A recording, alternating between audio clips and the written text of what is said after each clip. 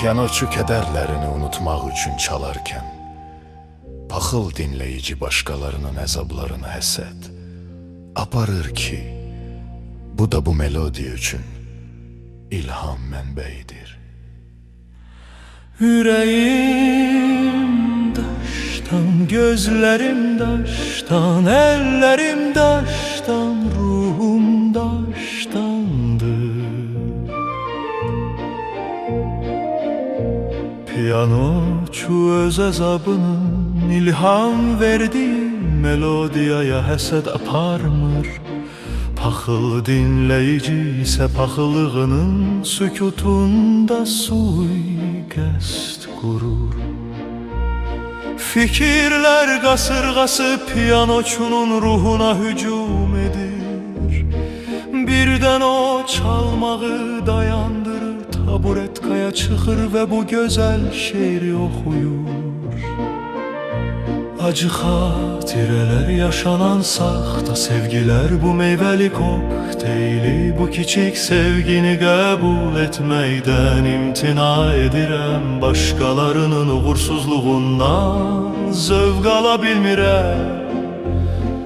Mən sadəcə öz melanxoliyamın qurbanıyam. Ürəyim daşdan, gözlərim daşdan, əllərim daşdan, ruhum daşdandır.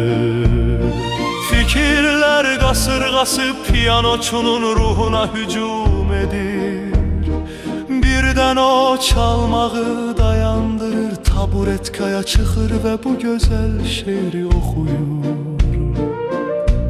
Acı xatirələr, yaşanmış saxta sevgilər, bu meyvəli kokteyli, bu kiçik sevgini qəbul etməkdən imtina edirəm. Başqalarının uğursuzluğundan zövq ala bilmirəm.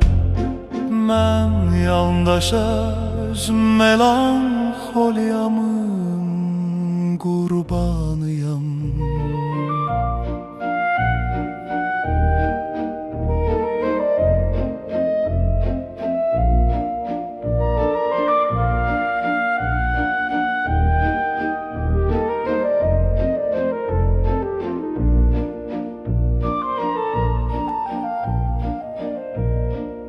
Ürəyim daşdan, gözlərim daşdan, əllərim daşdan, ruhum daşdan, daşdan.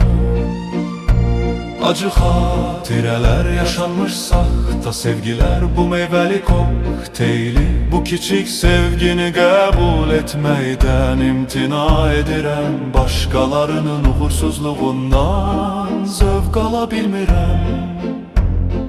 Mən yalnız öz melanxoliyamın qurbanıyam. Ürəyim daşdan, gözlərim daşdan, əllərim daşdan, ruhum daşdan.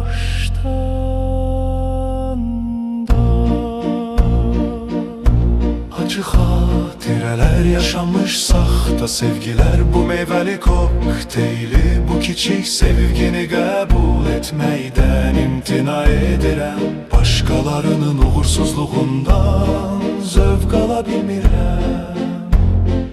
Mən sadəcə öz kədərimin qurbanıyam. Ürəyim daşdan, gözlərim daşdan, əllərim